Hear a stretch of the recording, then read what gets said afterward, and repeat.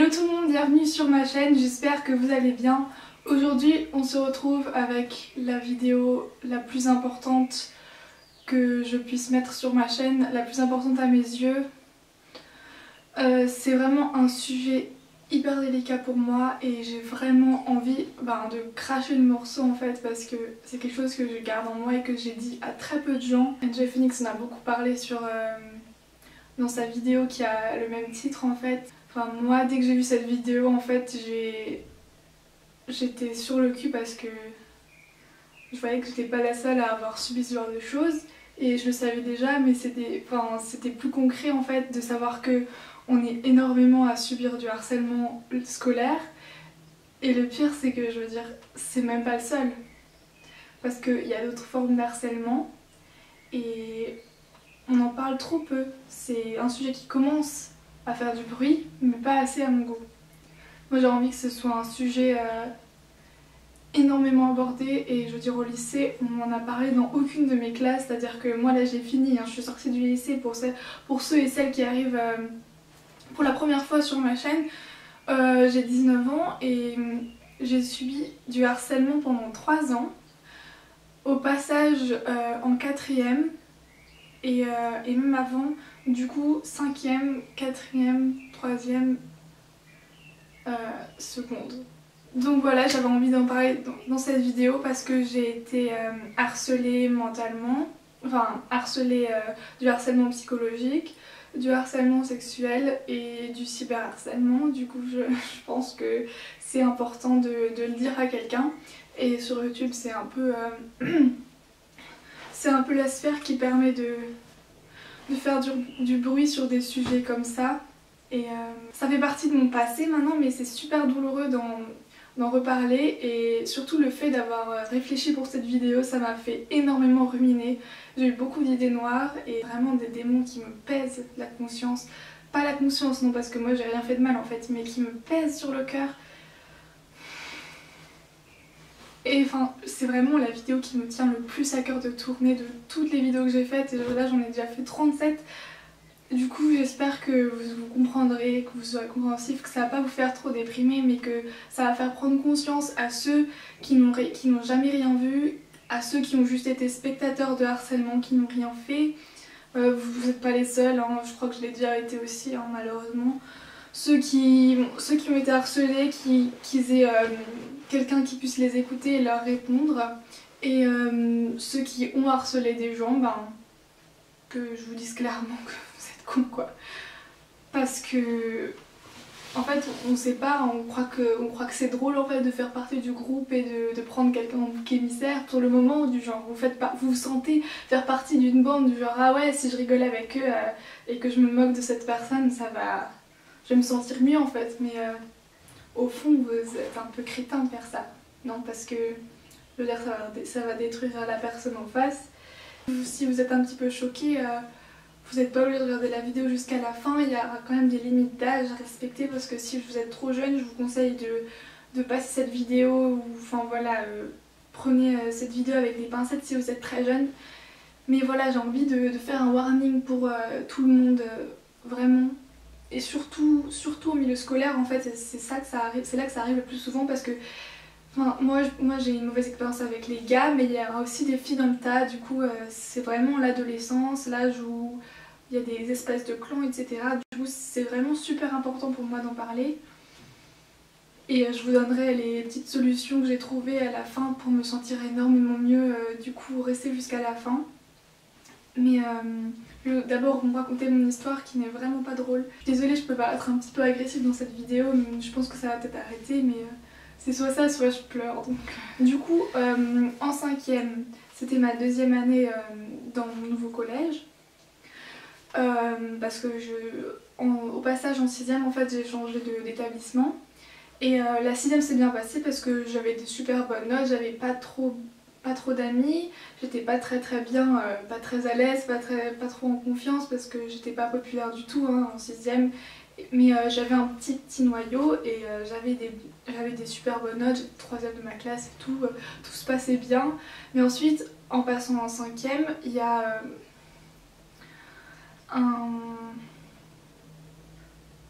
Si, il était déjà dans ma classe en 6ème, en fait en 5ème il a commencé, ce gars on va l'appeler A, parce que je vais pas dire le prénom, mais bien que j'ai vraiment envie. Question de revanche, je serais peut-être un peu immature, mais vous imaginez pas à quel point j'ai de la rancune envers ces personnes. Je crois que ça s'arrêtera malheureusement jamais, enfin... On peut pas les voir en peinture ces personnes. Du coup, ce gars-là, ils se sont jamais excusés, je précise.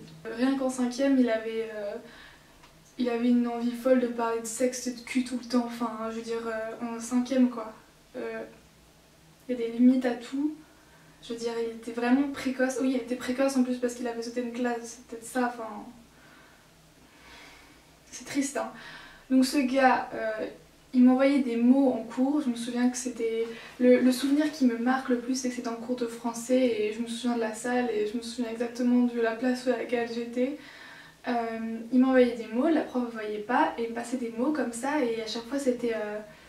il écrit aussi longue dessus, tu veux pas sortir avec moi, pourquoi non? Je disais toujours non, je répondais sur le petit papier en cours, je disais non, nanana, arrête de m'embêter.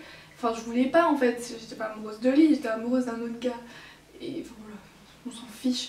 Et le gars était trop frustré, il m'envoyait tout le temps des mots, mais je sais pas, ça a duré 4, 5, 6, 7, 8 cours de français, enfin voilà, c'était un truc hyper répétitif, donc la définition du harcèlement, hein, c'est quelque chose de répétitif. Ça m'a pas atteinte, mais ça me... enfin, c'était vraiment hyper agaçant, vraiment agaçant quoi, répétitif. Et à un moment donné, pour lui faire arrêter de me donner des mots, j'ai dit d'accord on sort ensemble. Et en fait, enfin je veux dire on était en 5ème, du coup on s'est jamais embrassé, le gars après genre la seule chose qu'on ait fait ensemble je crois c'est que du coup une fois on avait joué du badminton ensemble pendant une récréation, mais c'est tout. Après ça s'est bien passé de plus, mais ce même gars, au passage en 4ème, en fait on changeait d'établissement, mais ça faisait toujours partie de la même branche en fait. Je vais pas vous dire le nom parce que ça vous regarde pas vraiment, mais au passage de la 5ème à la 4ème, on change d'établissement, mais ça fait partie du même truc. Je sais pas si vous voyez ce que je veux dire. En fait, les plus âgés étaient en 5ème, les plus âgés du bâtiment c'était les 5ème, et puis après on devait changer de lieu. Du coup, c'était un petit peu déjà une fracture parce qu'on passait d'un stade où on était les plus grands du bâtiment, les plus âgés, au stade où on était les plus jeunes en fait. Parce que après ça allait de la 4ème au lycée, au terminal. Et du coup au passage en 4ème, c'était un peu l'horreur parce que ma meilleure amie, on était deux et elle a changé de classe, enfin, on était séparés. Et enfin du coup je me suis fait une nouvelle amie dès le premier jour, mais c'était un peu difficile déjà ça, et j'étais toujours pas bien dans ma peau, j'étais pas très jolie en fait, et ça n'a vraiment pas aidé, et c'est ce qui a été déclencheur de tout ça, parce que ce même gars, il a commencé à me harceler de SMS en fait, et il s'est caché derrière ça, c'est-à-dire qu'on n'était plus dans la même classe, et j'avais envie de dire ouf, je suis pas avec A, mais ça a rien changé pour autant. Parce que du coup le fait que je sois pas dans la même classe et qu'on se voit jamais, mais qu'il ait eu mon numéro en fait, il m'envoyait des SMS tout le temps. En plus je crois qu'il avait déjà SMS illimité alors qu'à l'époque presque personne n'avait. Je veux dire, on avait encore les téléphones, c'était pas des smartphones, il n'y avait pas internet dessus, il n'y avait pas d'écran tactile, il y avait juste les téléphones les plus modernes, c'était à clapper, vous voyez. Enfin voilà, du coup le gars il m'envoyait vraiment beaucoup de SMS, et c'était des SMS mais... je veux dire, c'était, je crois, déjà sexuel. Enfin, du genre, ah t'es une cochonne, ah t'es coquine. Là en fait je pense que je vais vous parler de mon harcèlement sexuel et moral parce que c'est tout mélangé en fait avec ce gars et ses potes. C'était le fait d'avoir refusé de sortir avec lui. Je sais pas, je pense que c'est ça qui a fait que tout de suite il a voulu se venger en quelque sorte et me le faire payer, mais pendant plusieurs années quoi. Et il a eu des potes dans son délire parce que évidemment les potes pas trop populaires qui trouvent un mec qui a envie de faire chier une meuf, viens on va la faire chier ensemble, ah c'est drôle. Et du coup il est allé très loin quand même parce qu'il m'envoyait des messages bizarres et ça s'est pas arrêté là parce qu'après il y avait d'autres potes à lui qui m'envoyaient des messages et j'avais même reçu des messages sur ma boîte vocale qui me disait des choses horribles. C'était des insultes, c'était me prendre pour pour une... je sais pas, moi on me prenait vraiment pour la blondasse mais la conne. Ah oui, c'était ça aussi, le fait que je sois blonde. Du genre, ah, elle est blonde, elle est conne. Enfin voilà, le fait que j'ai des bonnes notes aussi, ça devait les faire chier ces gens. Et du coup, enfin voilà, du genre, ah, t'es la blondasse, t'es conne, t'es une cochonne, t'as une bouche. J'avais une bouche, selon eux, une bouche de suceuse. Parce que j'ai une bouche pulpeuse, mais regardez maintenant les filles, je veux dire, qui se mettent des injections de botox dans les lèvres pour avoir des lèvres de mérue là, je veux dire, enfin je veux dire, mes lèvres elles sont normales, elles sont très jolies, c'est pas des lèvres de suceuse, enfin je veux dire, c'est quoi cette connerie? On me proposait aussi d'être un plan cul. On m'envoyait plusieurs messages en disant ouais mais t'es coincée, t'es une fille coincée et tout, t'es sûre que tu veux pas me faire de fellation, enfin des choses comme ça. J'ai rien dit à mes parents, je vous le dis, j'ai jamais rien dit. Parce que j'ai envie de garder ça derrière moi, mais bon maintenant j'ai aussi envie de vous le raconter. Vraiment des cas, mais ils avaient un problème, enfin, je veux dire, tu demandes ça à une fille plusieurs fois, tu envoies des SMS répétitifs, ensuite quand ils étaient en bande de potes comme ça, qui se retrouvaient ensemble, ils me laissaient des messages et en plus c'était des SMS anonymes, enfin je veux dire, je savais pas qui c'était des numéros inconnus sur mon téléphone, alors je recevais des SMS super étranges, et par exemple, il y a un autre mec à lui qui disait le dis pas à A, mais je t'aime bien et tout, et c'était même pas t'es jolie, c'était t'es bonne, genre tu veux pas qu'on fasse un plan cul ensemble, tu veux pas qu'on le fasse ensemble, je te plais physiquement et tout. Le pire c'est que c'était pas des mecs dégueulasses, donc moi j'étais comme ça, je savais même pas quoi dire. Le gars, j'ai aussi appris que, enfin je veux dire, pour vous donner une description, en cas psychiatrique, c'est un gars qui s'appelle le pervers narcissique, ce gars là que j'appelle A, son pote que je vais appeler G. Il m'a même, pour me convaincre hein, de coucher avec lui, de faire ma première fois avec lui, de me dépuceler, le gars il m'a envoyé une photo de sa bite, genre... Et après, en fait en plus il m'avait demandé est-ce que tu reçois les SMS sur ton téléphone, j'ai dit non. Et le gars il m'a quand même envoyé du genre regarde sa taille, regarde comme je bande pour toi, tu veux pas qu'on fasse ensemble quoi. J'étais en 4ème. Ensuite j'étais hyper mal dans ma peau, bizarrement hein, parce que en même temps, les potes filles de ce A, dont une était en fait je pense juste jalouse que le gars il m'ait prise en victime quoi, du genre parce que le gars aussi, ah oui, dans la rue des fois quand je sortais du lycée pour aller manger un sandwich ou que je revenais au lycée pour reprendre les cours l'après-midi et que lui à un moment donné il était sorti avec ses potes, il m'avait touché les fesses en mode il passait avec ses potes, il rigolait, il m'avait pas juste touché, en plus il m'avait frappé, enfin genre donné une espèce de fessée comme ça quand je passais à côté d'eux. J'avais les chocottes quand j'allais au lycée, quand je passais à côté d'eux dans la cour, je les évitais, j'allais pas à la cafette, j'allais dans... Il y avait une espèce de petite cafette au milieu de la cour et en fait il y avait 2 salles et je me mettais le plus loin de lui dans la pièce quand je voulais voir mes copines qui sont dans le même endroit à la cafette.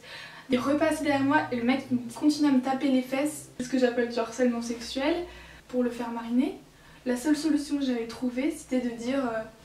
ouais je veux bien sortir avec toi, je me suis dit comme ça il va arrêter de m'emmerder vraiment et je vais lui faire croire qu'il me plaît. Et c'est totalement con, pourquoi j'ai fait ça? Et on s'est jamais embrassé, on n'est jamais sortis ensemble, en fait c'était juste un statut qu'il voulait se donner. Je sais pas pourquoi j'ai fait ça et du coup ça l'a encore plus fait chier que on fasse rien.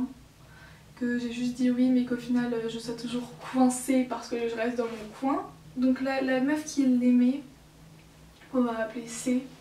Elle a commencé à me harceler par SMS je crois. J'étais en sport et je reçois un SMS. Mais qu'est-ce que tu sors avec n'importe quoi, le mec il se moque de toi, t'es une planche à pain. T'es une planche à pain, t'es une pute, t'es une blondasse, t'es conne. C'était genre sur le portable, c'était envoyé par le portable de A. Et donc cette meuf là c'était vraiment en fait la jalouse maladive, je sais pas, mais en plus je dirais elle était jalouse de moi, mais moi je veux dire j'en avais rien à faire, j'étais plutôt en mode déjà victime avant et j'étais encore plus victime de ces connards après quoi, parce que cette fille elle s'est pas arrêtée là, je veux dire moi en plus je me défendais pas parce que je savais, j'étais sans défense, j'en ai parlé à personne, vraiment pas, j'en ai pas non plus parlé à ma meilleure amie, enfin je crois que j'en ai parlé plusieurs années après, quand c'était fini et que j'avais la foi d'en parler à quelqu'un. j'avais assez confiance en moi en fait pour sortir ces trucs et réussir à publiquement les considérer comme des connards, parce qu'en fait à cette époque là je les détestais mais je me sentais une sous-merde, je me sentais minable, nulle, et en fait tout ce qu'ils disaient c'était entre guillemets je le sentais vrai, je me sentais pas belle, j'avais donc c'est cet appareil, les boutons de lunettes, enfin voilà, et je n'ai jamais eu de poitrine, je n'ai jamais eu de poitrine parce que je fais un bonnet A. C'est le plus petit bonnet qui existe. Donc ça a été mon complexe et c'est toujours, j'en ai toujours un mais j'essaie de l'accepter. Et cette meuf là, en fait les gens qui vous harcèlent, ils savent mettre peut-être un défaut physique. Enfin pour moi en fait c'était surtout le physique après, donc c'était ça qui était horrible. C'est que c'était vraiment du genre l'insulte, tu vois, du genre de toute façon t'es une planche à pain. Et le pire, c'est que c'est même pas ton poids qu'on remet en question ou quoi que ce soit, c'est que c'est un attribut féminin qui détermine ta féminité et du genre t'es une belle meuf, t'es bonne si t'as une grosse paire de meules, comme dit Thibaut InShape, ou alors bah t'as rien, bah t'es une gamine, t'as 10 ans, et moi bah oui je suis une gamine parce que j'ai la même poitrine depuis que je suis en 4ème. Bah écoutez non, j'ai pas de seins comme les meufs des films porno, parce que d'ailleurs ce gars là il m'avait envoyé sur Facebook aussi, il me harcelait sur Facebook, il m'avait envoyé un message, puis genre on va voir ça, c'était un lien vers des sites porno hentai, enfin ouais. Je sais pas du tout s'il l'a fait à d'autres filles mais enfin j'espère pas. Il était tellement tordu qu'à un moment donné, pendant les vacances, il continuait à m'envoyer beaucoup de SMS et c'était un pervers narcissique parce que il me faisait des faux compliments, vous voyez. Du genre moi j'ai quand même réussi à penser que de recevoir un SMS du genre ah t'es une cochonne, et ben genre c'est rigolo. Du coup genre pour rentrer, des fois je rentrais même dans son jeu, du genre peut-être qu'il va arrêter du coup si je fais genre je trouve ça drôle et que je trouve ça marrant. Je sais plus comment on était venu à là mais tous les souvenirs sont quand même très marqués. C'est des souvenirs qui m'ont vraiment traumatisée. Enfin, je lui envoie un truc, un bobard dégueulasse, un vrai mensonge, mais fabriqué de toutes pièces. Je lui envoie ça et je me dis, ça va le dégoûter, il va trouver ça, il va trouver que je suis dégueu et en fait il va arrêter de me saouler, il va se dire oh elle est crade, et il va plus arrêter, il va arrêter de m'envoyer des SMS de propositions, de je sais pas quoi, de est-ce que t'as déjà fait des prélis, est-ce que tu sais combien on met de doigts, ou enfin je veux dire. Il m'envoie un SMS. Ah, c'est intéressant, c'est bien que tu m'aies dit ça. Et c'est ça le pire, c'est que j'aurais jamais dû envoyer ce SMS. Il l'a retourné contre moi avec toujours cette rancune de cette meuf n'a pas voulu de moi, je vais lui faire payer à vie. Il me prenait en victime parce que ça faisait gonfler son ego de voir une meuf se faire détruire de l'intérieur. À partir du moment où j'ai envoyé ce message et que je dis mais non, je déconne, c'est pas vrai.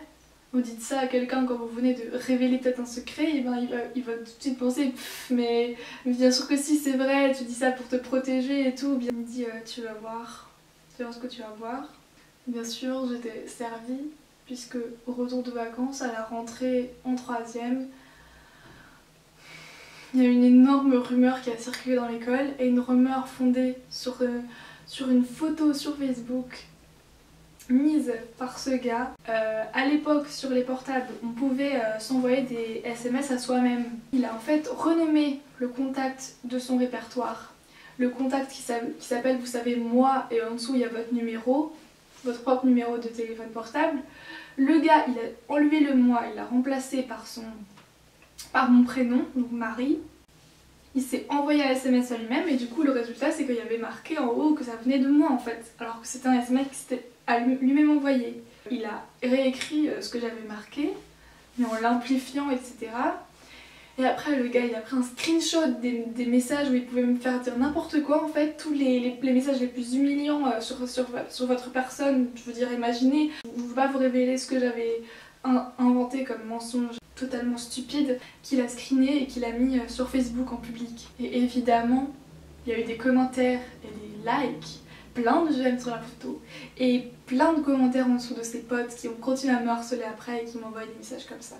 Je disais à personne, je pouvais juste dire que c'était pas vrai, qu'il fallait me croire. Je dis même à mes copines, j'ai même dit non mais arrêtez, c'est pas vrai, c'est une rumeur, vous savez très bien que les rumeurs c'est pas vrai. Il y a même une amie à moi qui m'avait dit franchement je te pensais pas comme ça, hein. Moi je me retrouvais en face, genre à dire mais non c'est pas vrai, arrête de me penser comme ça, je pensais que t'étais ma copine. Ensuite cette fille qu'il aimait, elle a continué en fait en 3ème à me harceler psychologiquement en me traitant de planche à pain, de blondasse, de conne, de fille sans neurones, de fille qui faisait pitié parce que j'avais pas d'amis, parce que j'étais moche, parce que j'étais plate, que j'avais pas de poitrine. Je pouvais rien dire parce que c'est vrai que j'avais pas beaucoup de copines et je me laissais faire. En fait j'en disais très peu à mes parents et tout ce que je dis c'était il y en a qui se moquent de moi. Et alors, en fait ils l'ont pris un peu à la rigolade en disant ah, les collégiens, les ados ils sont un peu bêtes entre eux, tu les ignores, ils sont jaloux, elles sont jalouses de toi. Je disais mais n'importe quoi, vous comprenez rien. Je peux pas les ignorer parce que sinon je vais faire victime et tout, mais je me disais peut-être que c'est vrai, je vais quand même écouter le conseil de mes parents, il faut les ignorer. Mais pas du tout, parce qu'après elle est revenue avec deux de ses copines. Les gens autour n'ont rien fait pour m'aider. Ils sont venus 3 ou 4 fois dans la cour. J'étais toute seule à ces moments-là. En fait, elles venaient en groupe pendant la récré pour me prendre à part. Et là, les souvenirs sont très nets. Salut! Et ben, je les ignorais en fait. Mais j'étais terrorisée. Et j'allais pas répondre salut d'une toute petite voix. Alors du coup, je ne répondais pas. Et je sais pas ce qui était pire. Elle le prenait comme une provocation. Mais tu te prends pour qui à pas nous répondre? Pourquoi tu ne réponds pas? On t'a dit salut, tu veux pas nous répondre? Et alors derrière, il y en a une des trois qui me tire les cheveux. Et ça fait, je veux dire, déjà ça fait hyper mal. Et de deux, ça t'humilie devant tout le monde.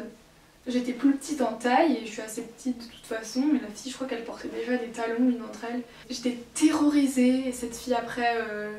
elle continue à se foutre de ma gueule avec A, parce qu'après ensuite ils se sont foutus de ma gueule ensemble. C'était amusant hein, de me prendre pour la petite victime et d'être à plusieurs. Vous voyez la violence de groupe, c'est exactement ça, l'effet de masse. Quand je passais à côté d'elle en sortant du lycée et en rentrant chez moi, j'ai pas changé de trottoir. Et j'aurais dû parce que en fait j'ai été terrorisée à ce moment-là, je me suis dit attends, je vais devoir passer juste à côté d'elle. C'était impensable. Cette fille me faisait tellement peur. Elle était terrifiante. Elle m'a craché à côté derrière en fait. J'étais à la cantine aussi. J'étais passée à côté, elle me disait se piquer, se piquer. Et si vous connaissez pas, se piquer c'est une marque de thon. Du coup elle me traitait de thon. Donc en gros de sale moche. Et moi mes copines elles me disaient oh mais t'inquiète pas, c'est pas grave. Mais je veux dire bien sûr que si pour moi c'était grave. Je veux dire je me sentais comme une merde, je me sentais moche. Et puis je savais au fond de moi que cette fille était ignoble intérieurement. Mais elle avait une bande d'amis avec elle.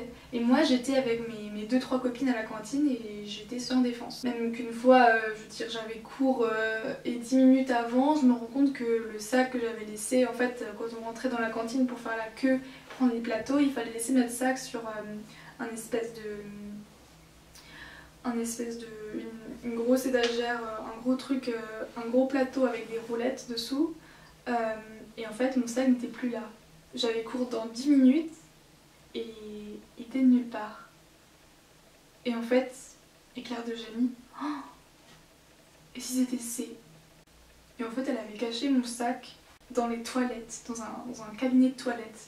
J'ai presque pleuré, je me suis dit putain, mon sac et tout. Là, mes copines m'ont quand même aidé.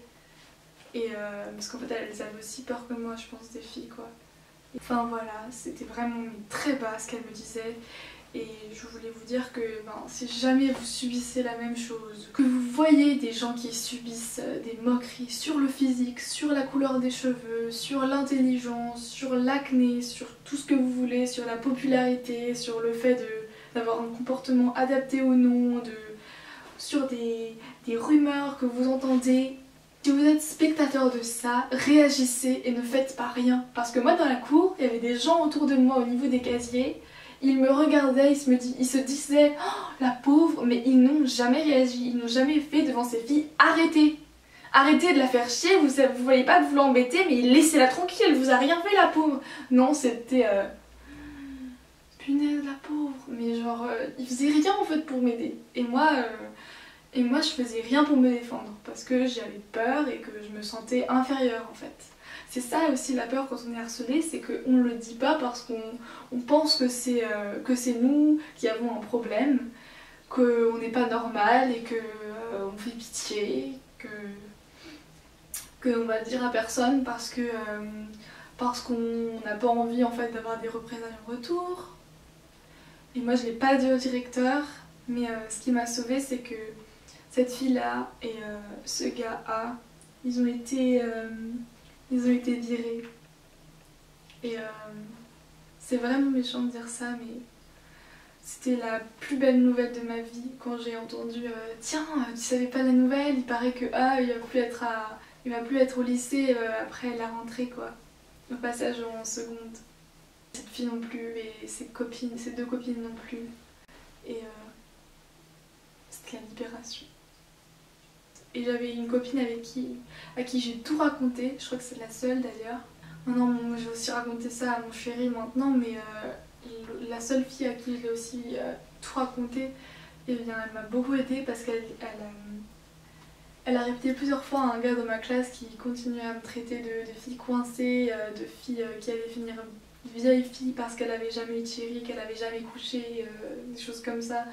Et bien elle m'a aidée parce que j'avais passé l'été en fait à perfectionner mon maquillage, vu que j'avais pu commencer à me maquiller, que j'étais assez âgée, que ma mère avait accepté que je porte des lentilles.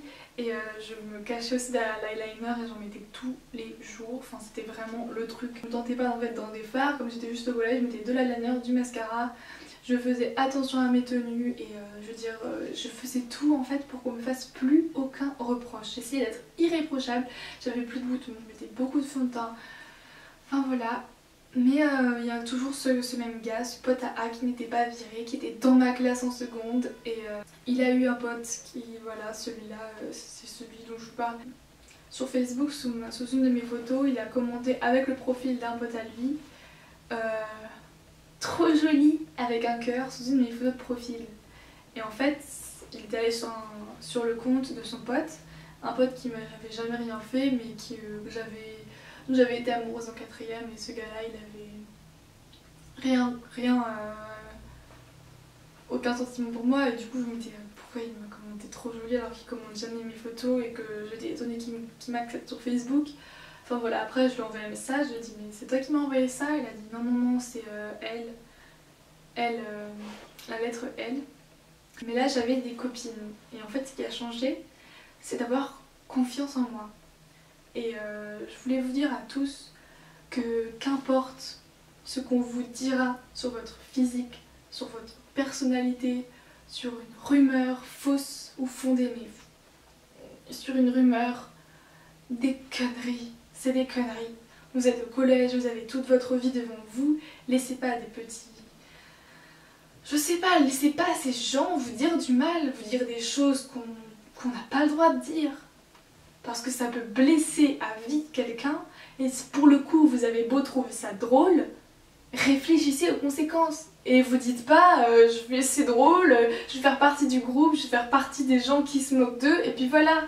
Par exemple si vous voyez un élève roux, vous n'allez pas tous vous foutre de sa gueule en disant putain t'es roux, c'est moche, t'es trop laid et tout, non. Vous allez le laisser tranquille, il est roux, d'accord, mais il y a des...